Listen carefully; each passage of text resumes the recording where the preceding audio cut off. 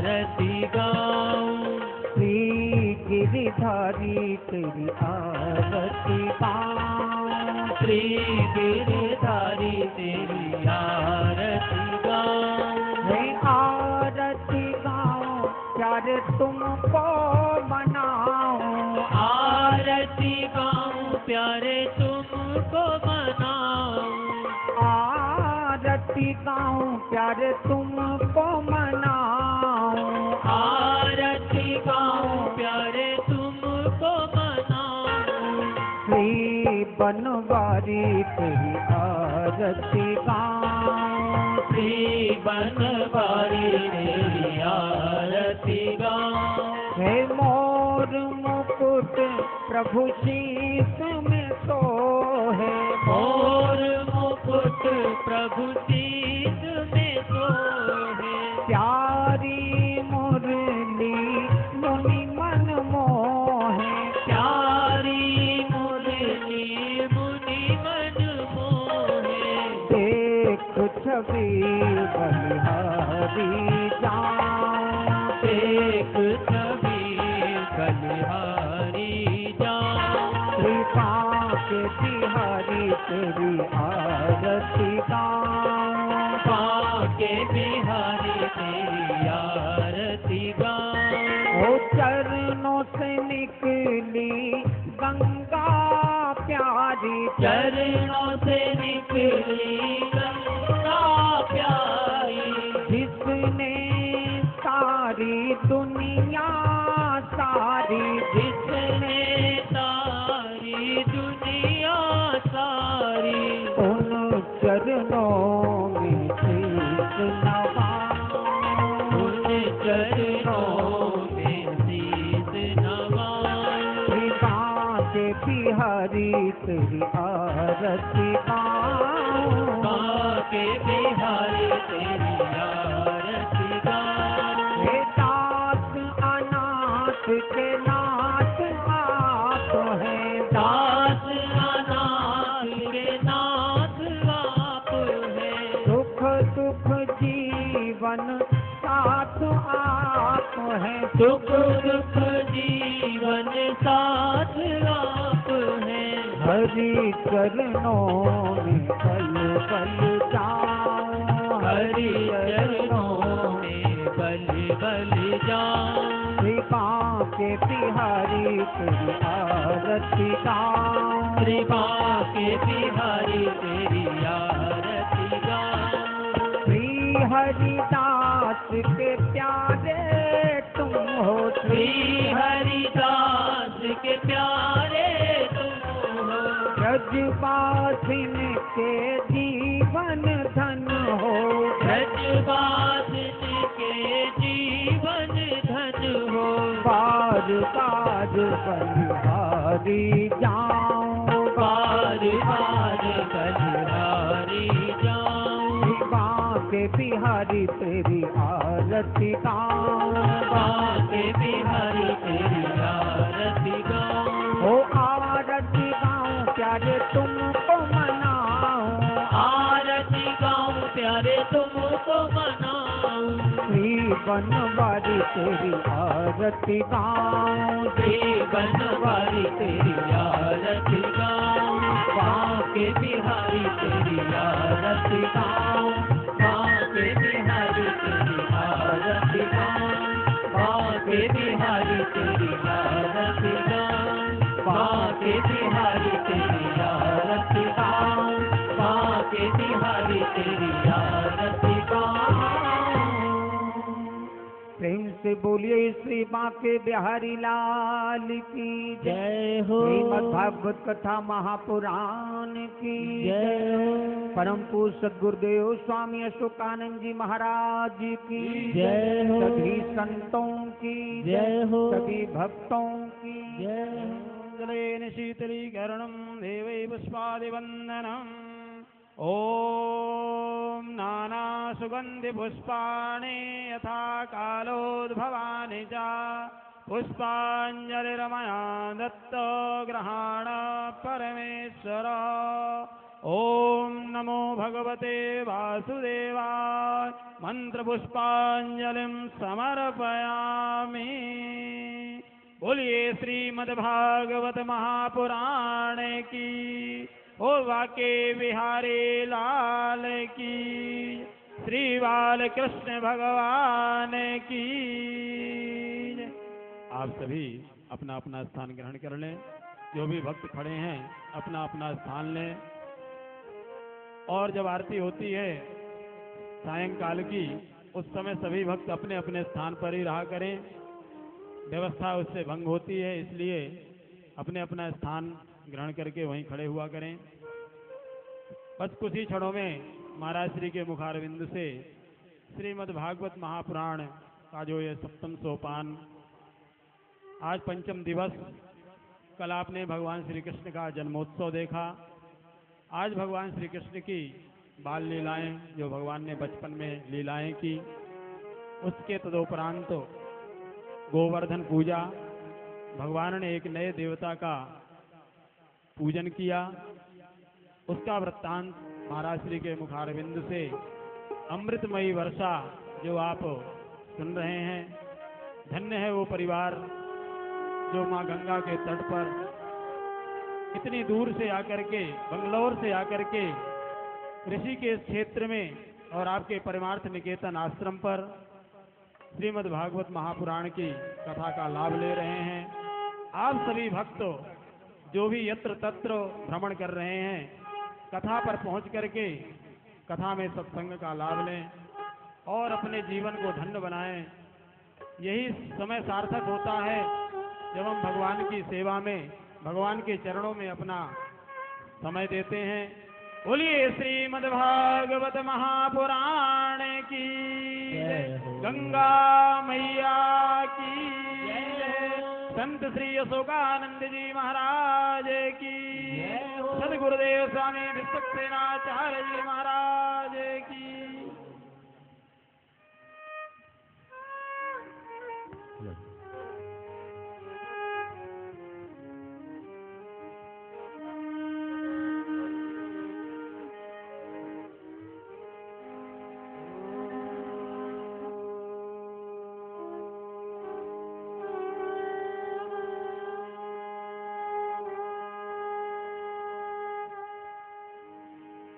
श्री गणेशाय नमः। श्री सरस्वत्यै नमः।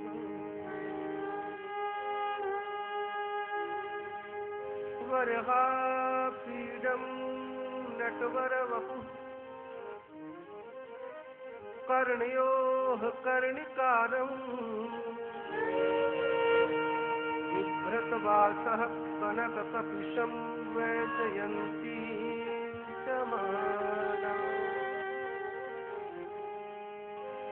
रन्ध्रान् वेणोरधरसुधया पूरयन् गोपवृन्दैः वृन्दारण्यं स्वपदरमणं प्राविशद्गीतिः।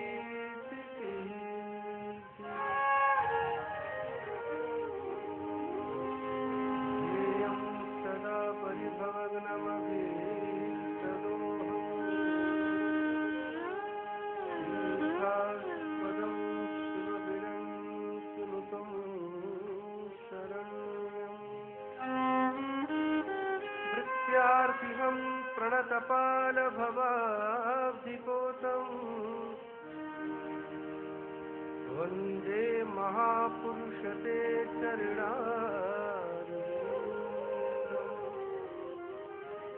त्यक्त्वा सुदस्वजसुरेक्षितराज्यलक्ष्मीं धर्मिष्ठ आर्यवचसा यदगादरण्यम्। मायामृगं दैतेप्सितमन्वधावत् वन्दे महापुरुषते चरणारविन्दम्।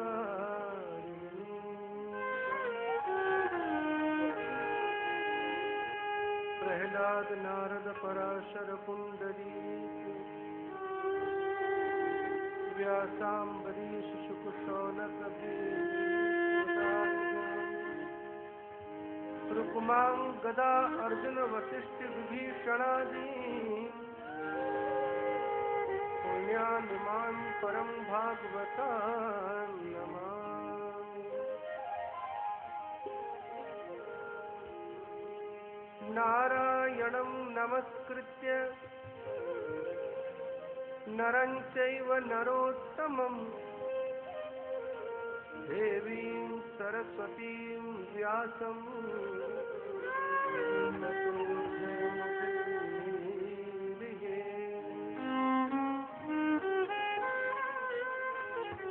यं प्रव्रजन्तमनुपेतमपेतकृत्यं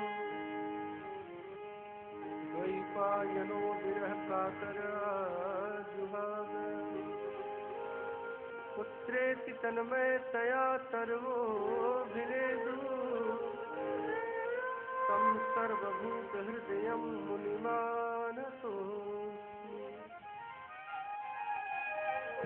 अतुलितबलधामं हेमशैलावदेहं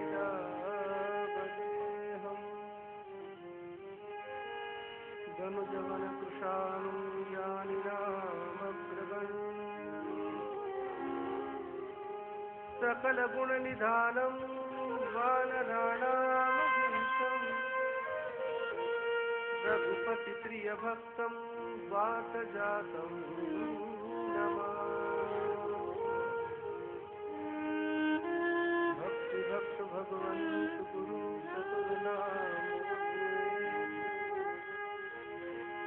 ताके पदवंदन किए नाशक विघ्न अनेक। ओम पूर्णमदः पूर्णमिदं पूर्णात् पूर्णमुदच्यते पूर्णस्य पूर्णमादाय पूर्णमेवावशिष्यते। बोलिए गंगा मैया की जय हो, नर्मदा मैया की जय हो, गुरुदेव भगवान की जय हो, वृंदावन बिहारी लाल की जय हो। जय जय श्री राधे जय जय श्री राधे जय जय श्री राधे।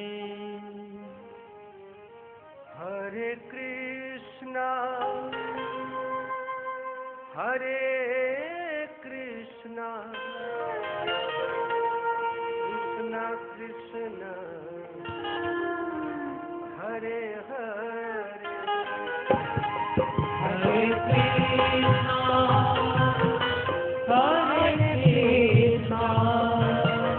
कृष्णा कृष्णा हरे हरे। जय हो। हरे कृष्णा कृष्णा कृष्णा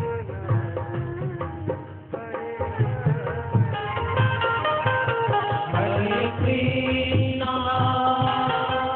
हरे कृष्णा कृष्णा कृष्णा हरे हरे। जय हो। हरे राम राम राम हरे हरे राम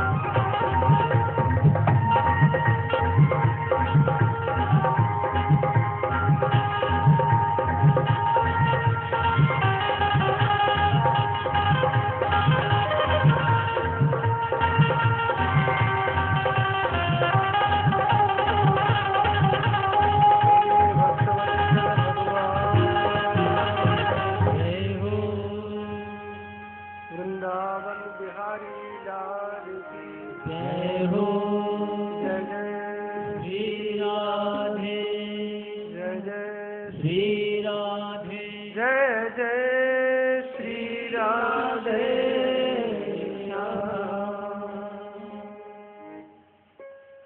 पतित पावनी माँ गंगा के पावन तट पे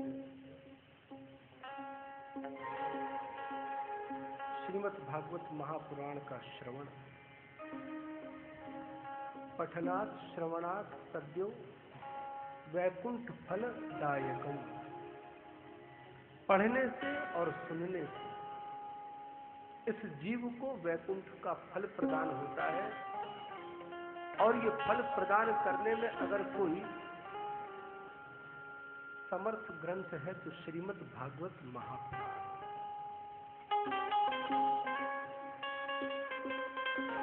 वासुदेव दत्ता जी, उनका पूरा परिवार धन्यवाद के पात्र है।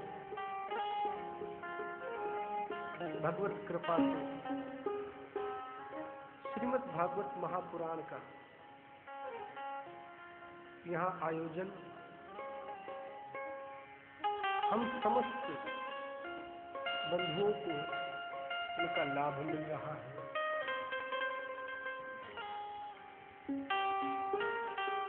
आचार्य श्री सुखदेव जी कहते हैं कि राजन, जब देवताओं ने भगवान से प्रार्थना की, गौरूपिणी पृथ्वी ने भगवान से प्रार्थना की, तब भगवान दयालु यदा यदा हि धर्मस्य ग्लानिर्भवति भारत अभ्युत्थानामधर्मस्य तदात्मानं सृजाम्यहम्। परित्राणाय साधूनां विनाशाय च दुष्कृतां धर्म संस्थापनार्थाय संभवामि युगे युगे। जब जब भी धर्म की हानि होती है, भगवान कहते हैं कि मेरा अवतार होता है। भगवान का अवतार दैत्यों को समाप्त करने के लिए नहीं है, असुरों को मारने के लिए भगवान का अवतार नहीं है। वो तो भगवान में इतनी समर्थी है कि अपनी एक भ्रुकुटी ही अगर तिरछी कर दें तो न जाने कितने स्केल का भूकंप आ जाए, तो इन दैत्यों की ताकत क्या है। तो क्या दैत्यों को मारने के लिए भगवान का अवतार होता है? नहीं, अपने भक्तों को कृतार्थ करने के लिए भगवान का अवतार, अपने भक्तों की पुकार सुनते, जो प्रेम से भगवान को बुलाते हैं, प्रेम से भगवान का तप करते हैं, उनको कृतार्थ करने के लिए भगवान का अवतार होता है। और यूं भगवान जब अवतार लेते हैं तो संपूर्ण पृथ्वी को और पृथ्वी वासियों को, देवताओं को, सबको व्यवस्थित मर्यादित करते हैं। आज जब ब्रह्मा आदि देवताओं ने भगवान की प्रार्थना की, तब भगवान प्रकट हुए। तमद्भुतम बालकम अम्बुजे क्षणम चतुर्भुजम शंख गदायुधायुधम श्रीवत्सलक्ष्मम गलशोभिकौस्तुभम पीतांबरम सांद्रपयोधसौभगम। एक अद्भुत बालक को देख के बाबा वसुदेव और मैया देवकी की जब निद्रा होती तो बड़ा आश्चर्य हुआ। भगवान शंख चक्र गदा पद्म हाथ में धारण किए हुए 16 वर्ष के प्रकट हो गए। तब मैया ने और बाबा ने प्रार्थना की, तब भगवान बाल स्वरूप में आए। और यहां भगवान की इच्छा से योग माया का जन्म हो चुका है गोकुल में। नंद बाबा आज अपने इस लाल को गोकुल पहुंचाने के लिए चले। क्यों? क्योंकि जैसी जैसी प्रेरणा भगवान देते हैं वैसे वैसे ये बाबा वसुदेव करते हैं। आज बाबा वसुदेव तैयार हुए अपने लाल को लेकर चलने के लिए।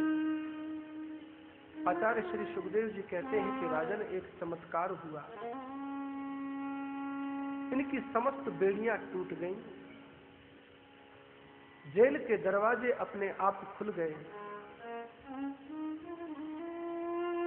इन सैनिकों को मूर्छा आ गई और यूं बाबा वसुदेव धीरे धीरे अपने लाल को लेके गोकुल धाम में पहुंचे। यहां एक सुंदर कन्या का जन्म। उस कन्या को अपने साथ लेके बाबा वसुदेव फिर लौट के आ गए जेल में। और जैसे ही जेल में आए, इन सैनिकों की निद्रा छूट गई, दरवाजे अपने आप बंद हो गए और बेड़ियां लग गई। तब राजा परीक्षित जी पूछते हैं कि भगवान ये क्या हुआ? भगवान का जन्म हुआ तो बेड़ियां छूट गईं, ताले खुल गए, सैनिकों को मूर्छा आ गई और बाबा वसुदेव चल पड़े। और जैसे ही उस कन्या को लेके वापस पहुंचे, फिर बाबा बंधन में बंध गए। ऐसा कैसा चमत्कार हो गया? आचार्य श्री सुखदेव जी कहते हैं कि राजन बस यही तो भगवान की माया। जब बाबा वसुदेव यहां से चले थे तो उनके सिर पे परमात्मा थे, और जिसके सिर पे एक बार वो प्रभु परमात्मा विराजमान हो जाए, ये संसार के सारे बंधन खुल जाया करते हैं, सारे द्वार खुल जाया करते हैं। और जो ही ये जीव अपने सिर पे फिर माया को रख लेता है, फिर से उसके बंधन चालू हो जाते हैं, फिर से ये बंधनों में बंध जाता है। तब तो महाराज इस कन्या ने ऐसा रुदन किया, ऐसा रुदन किया। इन सैनिकों ने दौड़ते हुए आके देखा कि देवकी के 8वां गर्भ हो गया, और जाके समाचार सुनाया कंस को। कंस तो महाराज वैसे ही कितने दिनों से इसकी निद्रा वैसे ही उड़ गई थी। और जैसे ही समाचार सुना कि मेरा अष्टम गर्भ मुझे मारने वाला प्रकट हो गया है, तो महाराज गिरता पड़ता संभलता हाथ में नंगी तलवार लिए हुए आके जेल में पहुंच गया। और जैसे ही जेल में आया, दृष्टि पड़ी कन्या पे, मन में विचार करने लगा कि आकाशवाणी तो हुई थी कि 8वें गर्भ से तुम्हारी मृत्यु होगी, ये तो पुत्र की जगह पुत्री हो गई। तब बहन देवकी ने बहुत समझाया कि हे कंस, तुमने एक एक करके मेरे 6 बालकों की हत्या कर दी है। देखो ये तुम्हारी भांजी कितनी सुंदर है, इस कन्या को छोड़ दो। लेकिन इसकी बुद्धि खराब थी, दैत्य था। इसने अपनी बहन देवकी के हाथ से इस कन्या को छीन लिया और चाहा कि बस इसके पैर पकड़ के मैं इसे भी पत्थर पे पटक दूं। और यूं जैसे महाराज इसने प्रयास किया कि इस कंस के हाथ से ये देवी छूटी और अट्टहास करती हुई जगदम्बा प्रकट हो गई आकाश में। बोलिए जगदम्बा महारानी की जय हो। अष्टभुजा से प्रकट होके कहने लगी कि हे कंस, तू मुझे क्या मारेगा? तेरे मारने वाले का तो कहीं जन्म हो चुका है। ये जीव अपने आप को चाहे कितना भी चतुर समझ ले, चाहे कितना भी ज्ञानी मान ले, लेकिन भगवान की व्यवस्था कुछ अलग ही होती है। वो ईश्वर क्या करना चाहता है, बस वो ईश्वर ही जानता है। आज अट्टहास करती हुई जगदम्बा गरजती हुई कहने लगी, रे पापी, तेरे पापों का घड़ा भर के पूर्ण हो गया है, तेरे काल का जन्म तो हो गया है, और तू मुझे क्या मारेगा? यूं जब इतना मैया देवकी और बाबा वसुदेव ने सुना, मां को प्रणाम किया और बस मां ने आश्वस्त किया कि हे बाबा वसुदेव, मैया देवकी, आपके अब दुख के दिन समाप्त हुए। जहां ईश्वर एक बार आ जाए, इस जीव के समस्त दुखों का नाश हो जाता है। आज बाबा वसुदेव और मैया देवकी हाथ जोड़े जगदम्बा की प्रार्थना करते हैं कि मैया, मैं तो तेरा बैरागी, हे मां, आइए हम सब आज अष्टमी का पर्व, जगत जननी जगदम्बा शक्ति पर्व, मैं तो तेरा बैरागी मां, मैं गाऊं गली गली, मैं तो तेरा बैरागी मां, मैं गाऊं गली गली, मैं तो तेरा बैरागी मां, मैं गाऊं गली गली, मैं तो तेरा बैरागी मां, मैं गाऊं गली गली, मैं तो तेरा बैरागी मां, मैं गाऊं गली गली। कनका तमूरा बाजे, कनका तमूरा बाजे, मन का सितार, मैं तो तेरा बैरागी मां, मैं गाऊं गली गली, मैं तो तेरा बैरागी मां, मैं गाऊं गली गली।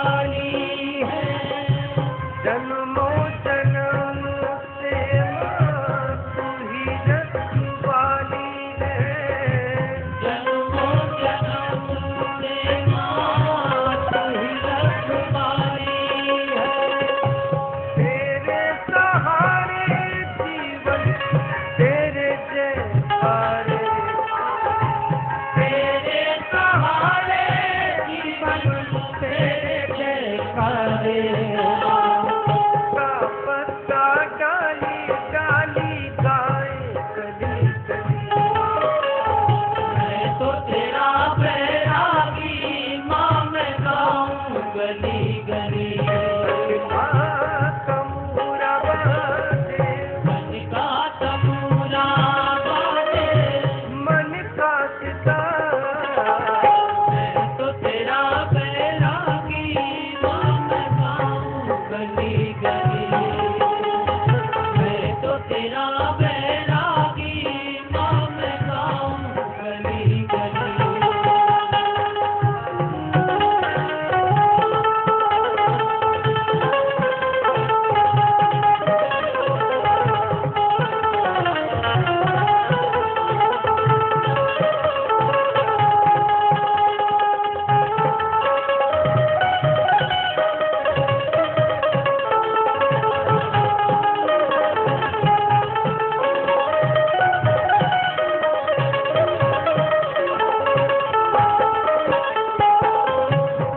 और तू ही काली तू ही ब्रह्म रानी है गौरी तू ही काली तू ही ब्रह्मदानी है और तू ही काली तू ही ब्रह्म रानी है गौरी तू ही काली तू ही ब्रह्मदानी है विद्या तू ही वाणी तू ही लक्ष्मी शिवानी है विद्या तू ही वाणी तू ही लक्ष्मी शिवानी है तेरी दया से सारे जग में उजाला तेरी दया से सारे जग में उजाला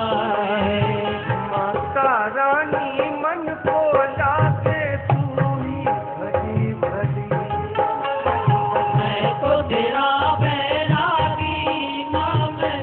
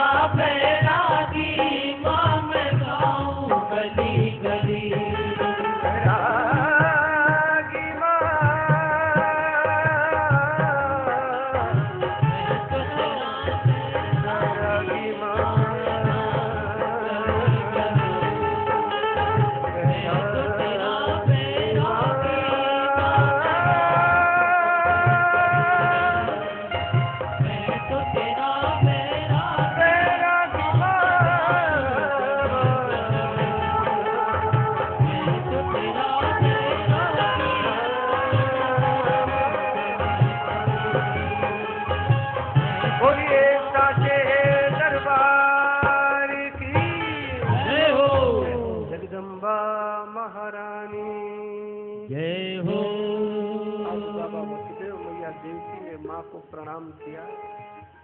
माँ ने आशीर्वाद दिया और अंतर्ध्यान हुई।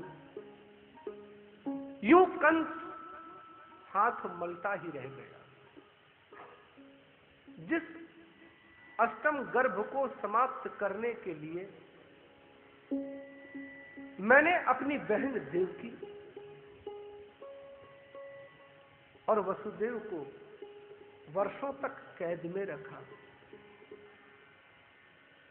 आज जब मेरे काल के जन्म का समय हुआ तो यूं मेरे हाथ कुछ भी न लगा। कोई लाख करे चतुराई, कर्म का लेख मिटे नारे भाई। ये मनुष्य अपने आप को बहुत सयाना समझता है। दुनिया से कपट करना,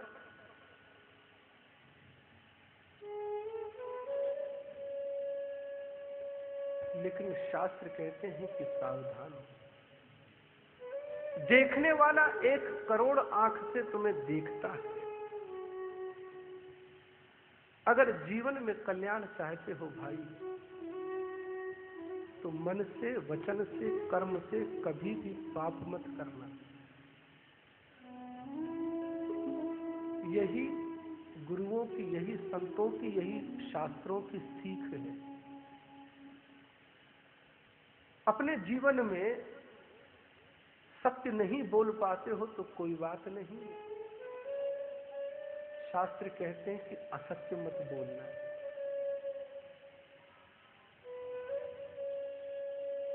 किसी की मदद नहीं कर सकते हो, कोई बात नहीं, लेकिन किसी को गिराना मत।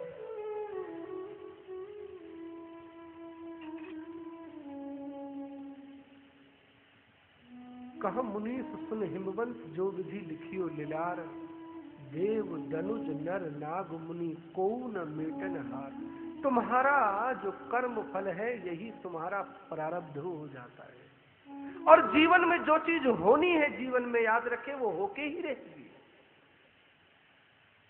और जो होना है उसे कोई रोक नहीं सकता, और जिसे हम रोक नहीं सकते उसके लिए परेशान हो रहे हैं। आज मानव मस्तिष्क इतना अशांत है, उसके पीछे कारण क्या है? उसके पीछे प्रमुख कारण है कि ये अपने आप को बहुत ज्यादा ज्ञानी समझता है, अपने आप को बहुत ज्यादा विद्वान समझता है। यह समझता है कि सूर्य की गति को रोक देगा, अपने कर्मों से, अपने प्रभाव से, अपने प्रताप से अपने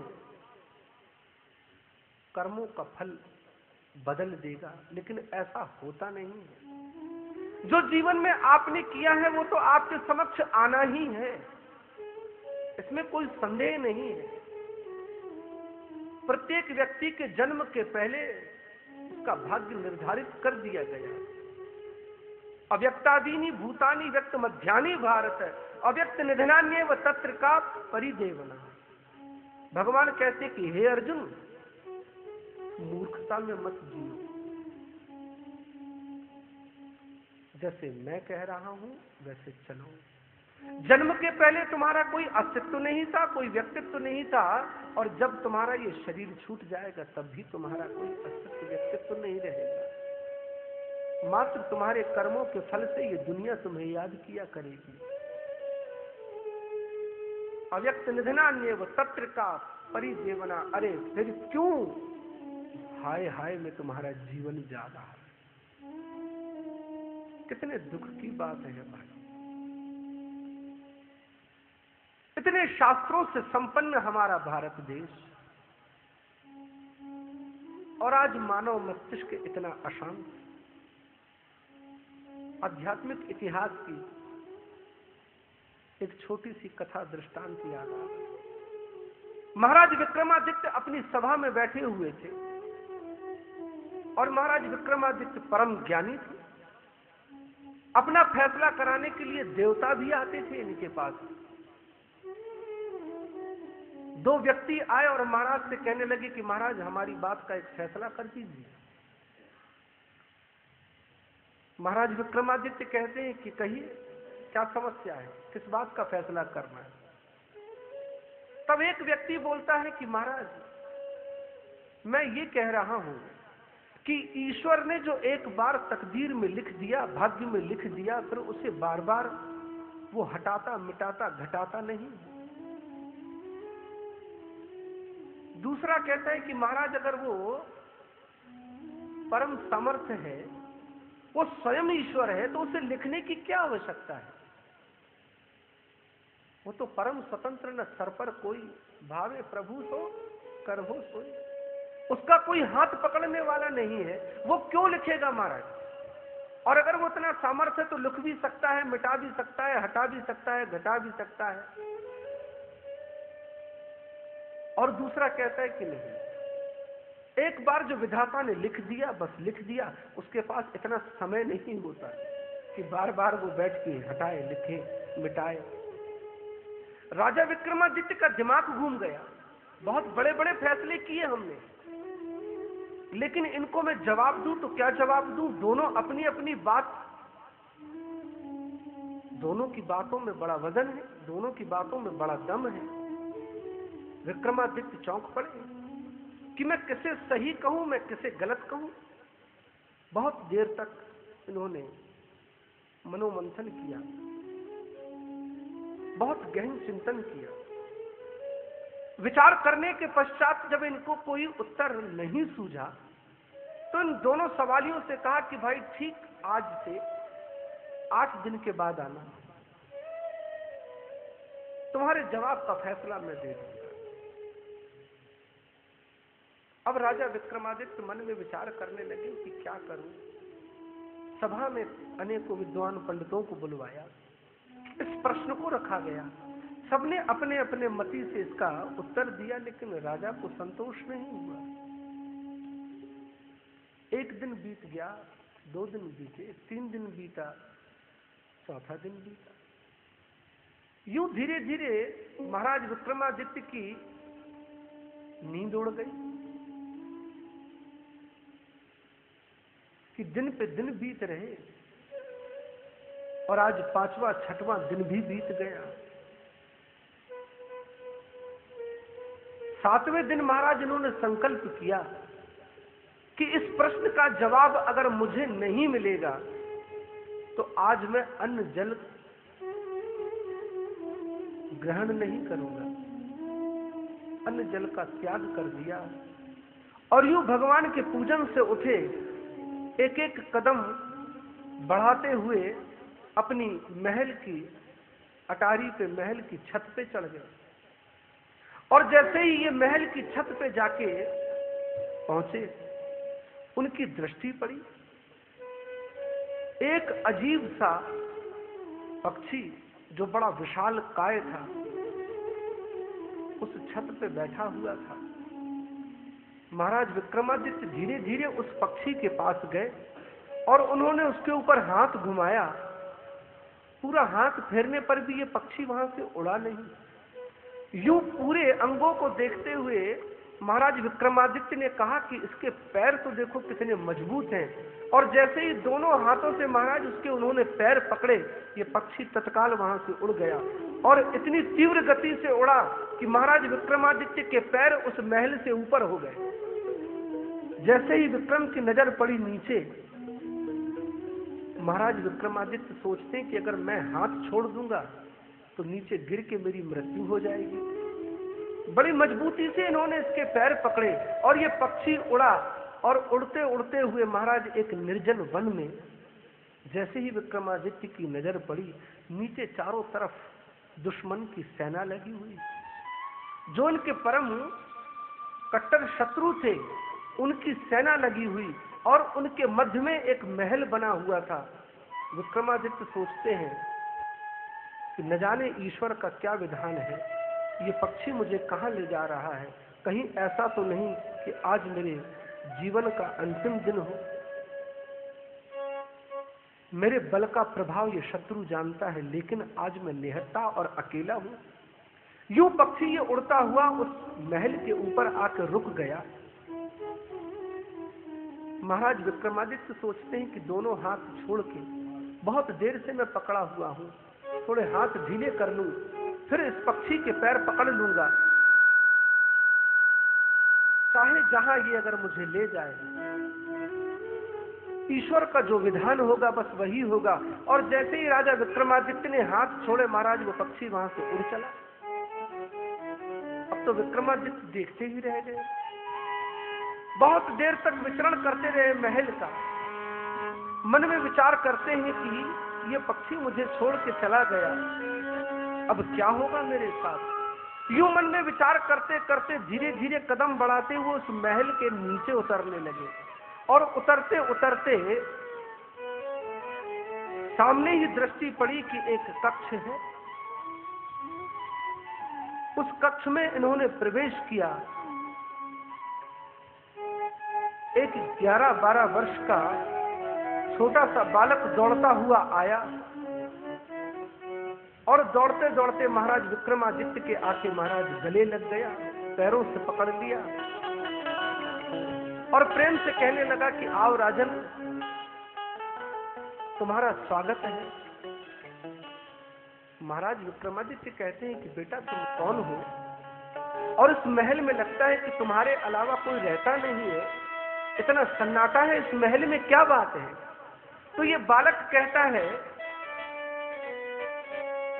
फलाने फलाने देश का राजा का मैं पुत्र हूं, और जब मेरा जन्म हुआ था तब ज्योतिषियों ने मेरे पिता को मेरी जन्म कुंडली देख के ये बताया था कि ठीक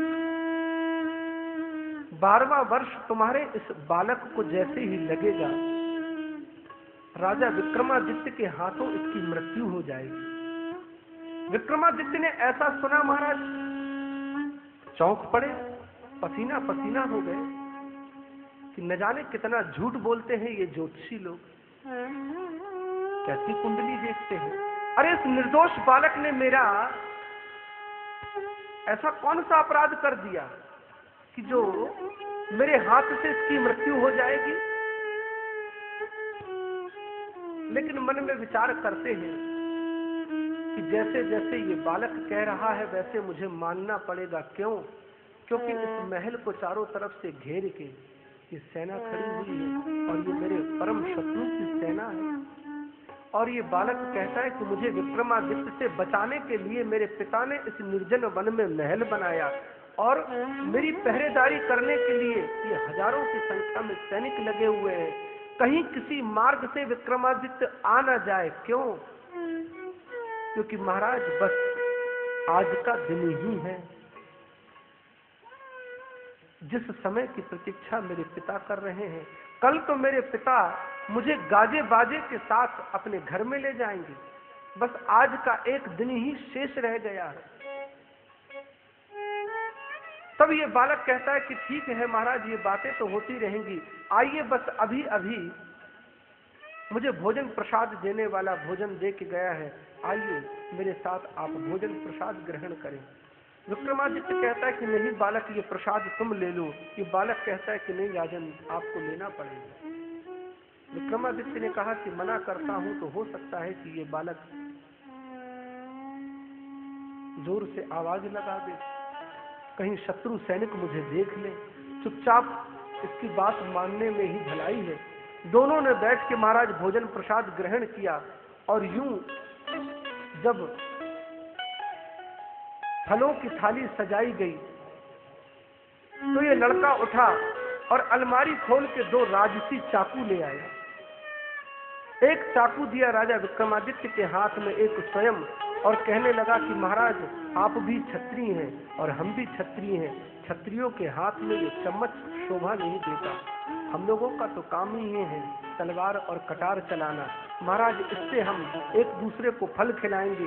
विक्रमादित्य बहुत मना करता है, बेटा भगवान ने हमें हाथ दिए हैं, इन हाथों से हमें फल खाना चाहिए, और नहीं तो ये चम्मच है। लेकिन ये बालक कहता है कि नहीं, बालक हठ पकड़ ले। विक्रमादित्य को इसका हठ मानना ही पड़ा। यूं एक दूसरे को उस चाकू की नोक से ये फल को लगा के खिलाने लगे। 2-4 बार फल इस बालक ने खिलाया, 2-3 बार विक्रमादित्य ने खिलाया, और जैसे ही विक्रमादित्य ने अब की बार ये फल खिलाया महाराज, बहुत जोर से छींक आई इस बालक को।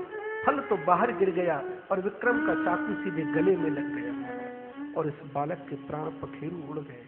विक्रमादित्य की आंखों से झरझर अश्रुपात होने लगा और मन में विचार करने लगा कि हे देव, हे भगवान, हे परमात्मा, इसी प्रश्न के लिए तो मैं परेशान था। अपने कर्म के अनुसार जो तुमने एक बार विधाता जिसके भाग्य में जो लिख दिया है वो मिटता नहीं है। आज विक्रम कहते हैं मुझे इस प्रश्न का जवाब मिल गया। और यूं विक्रमादित्य फिर महल के ऊपर गए। वो पक्षी मिला, पक्षी के पैर पकड़ के स्वयं अपने महल में आ गए। और दूसरे दिन जैसे ही ये 2 सवाली आए, इन 2 सवालियों को जवाब दे दिया कि देखो, भगवान के पास इतना समय नहीं होता कि वो रोज लिखता बैठे, रोज मिटाता रहे। क्यों? करोड़ों करोड़ों अरबों अरबों जीव बनाए हैं और सबको स्वतंत्र छोड़ दिया है। कर्मण्येवाधिकारस्ते मा फलेषु कदाचित्। कर्म की तलवार प्रत्येक व्यक्ति को हाथ में दे दी है उस ईश्वर ने, और वो परमात्मा कहता है कि देखो, हमारा तुमसे कोई लेना देना नहीं। हमने तुम्हें मनुष्य बनाया, बहुत सुंदर बुद्धि दी, ज्ञान दिया, लेकिन अब कर्म तुम्हें करना। और जो जैसा कर्म करता है उसके कर्म के हिसाब से ही उसके जीवन का आगे का कार्य होता है। आज ये कंस, आचार्य श्री सुखदेव जी कहते हैं कि राजन हाथ मलता रह गया। तब तो महाराज इसकी भूख प्यास बंद हो गई। आके पहुंचा, अपने मंत्रियों को सारा वृतांत सुनाया।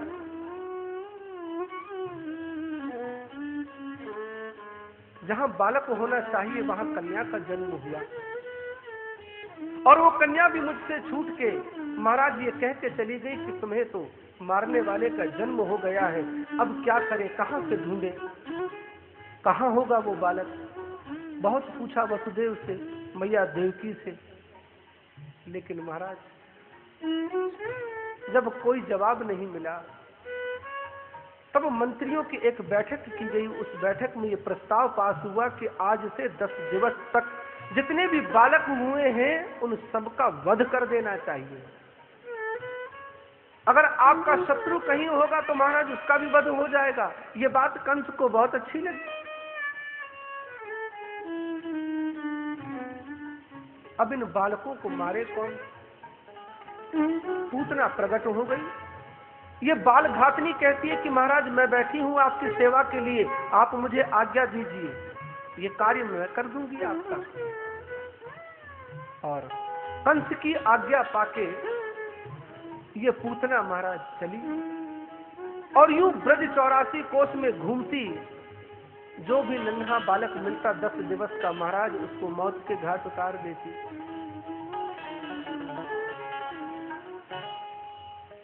यूं घूमती घूमती ये पूतना नंद बाबा के घर में प्रवेश कर गई। पलने में सोए हुए ये नंदलाल, और जैसे ही कन्हैया की दृष्टि पड़ी, कन्हैया मन में कहते कि आओ पूतना आओ, तुम्हारा ही तो इंतजार कर रहा था। जैसे ही समक्ष ये पूतना कन्हैया के गई और जैसे ही गोद में उठाया तो उस कन्हैया ने अपनी आंखें बंद कर दी। राजा परीक्षित जी कहते हैं कि भगवान ने आंखें क्यों बंद कर दी? आचार्य कहते हैं कि भगवान पूर्व में कह चुके हैं, निर्मल मनजन सो मोही पावा, मोही कपट छल छिद्र न भावा। ये बहुत सुंदर वेश बना के आई है लेकिन है राक्षसी। बाहर से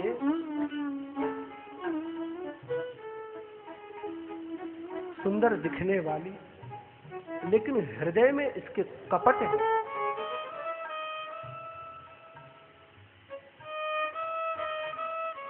भगवान कहते कि ऐसे कपटियों को मैं नहीं देखता।